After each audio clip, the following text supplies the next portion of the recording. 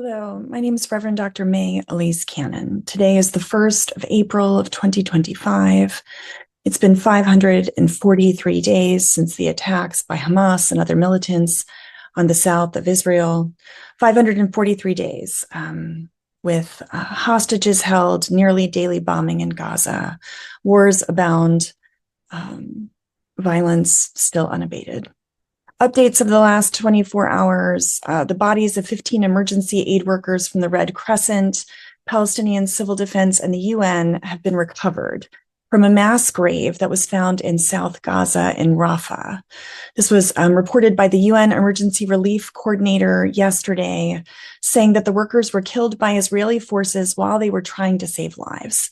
The Israeli military said that the March 23rd Israeli troops opened fire on a group of vehicles that did include ambulances and fire trucks that approached a position, quote, without prior coordination, end quote, and that a Hamas operative and other militants were killed in the attack. Israel has said that it will expand its ground operations to occupy 25%, a quarter of Gaza, over the next 2 to 3 weeks, according to an Israeli official. Yesterday, describing the plan as a part of the maximum pressure campaign against Hamas that's been discussed by the Israeli military. And the U.S. expects all parties on the ground in Gaza to comply with international humanitarian law, according to a State Department spokesperson, saying that every single thing that happens in Gaza is happening because of Hamas. If only things were so simple.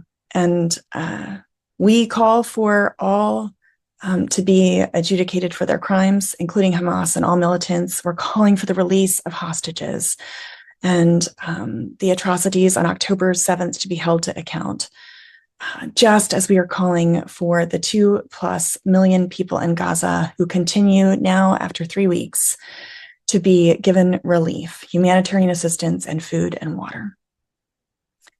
An Israeli strike on Beirut happened. This is the second in 3 days. 3 people were killed, 7 people were injured. That happened today, according to the Lebanese Health Ministry. There was no evacuation warning issued ahead of the strike, according to witnesses.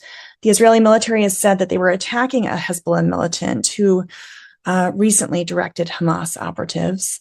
Also in Lebanon, the Israeli military attacked the outskirts of Beirut, of Lebanon's capital. So this was the second strike in the Beirut area in less than a week. Things have been ratcheting up in terms of Iran. Iran yesterday complained to the UN Security Council about reckless and belligerent comments by President Trump, describing his remarks on possible U.S. bombing and secondary tariffs over Tehran's nuclear program as, quote, a flagrant violation of international law. In Yemen, rebels today claimed to have shot down a U.S. MQ-9 Reaper drone as the U.S. kept up its campaign of intense airstrikes against the Houthis in Yemen. That has been going on for days, is our understanding. And in Israel, Prime Minister Netanyahu's 2 aides were arrested yesterday. There are mounting allegations in Israel of financial ties between Netanyahu's office and Qatar. In a statement, Netanyahu accused the Israeli police of seeking to topple his right-wing government. I'll provide more updates on that in days ahead. I wanted to let you know about a Christian village that's 2 miles south of Lebanon. I wanted to be sure to tell you about it. 2 miles south, this is in Galilee. It's a community made up of Melkite Christians.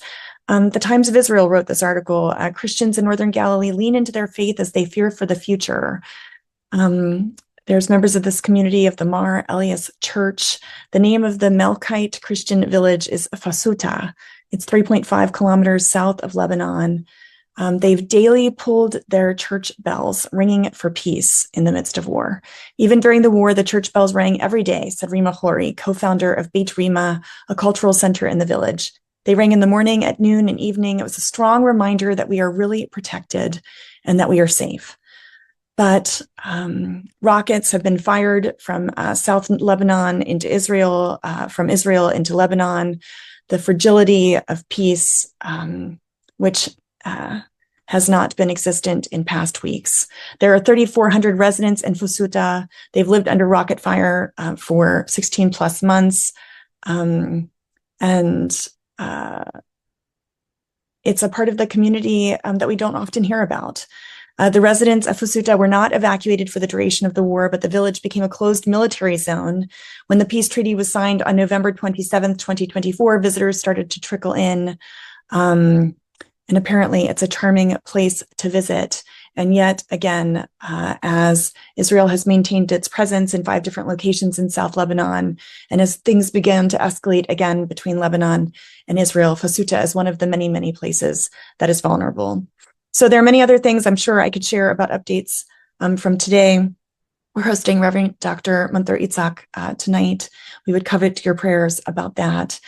Tomorrow night's event will be broadcast. We hope that you'll join us. May God go before us in our efforts towards peace. In the name of Christ, amen.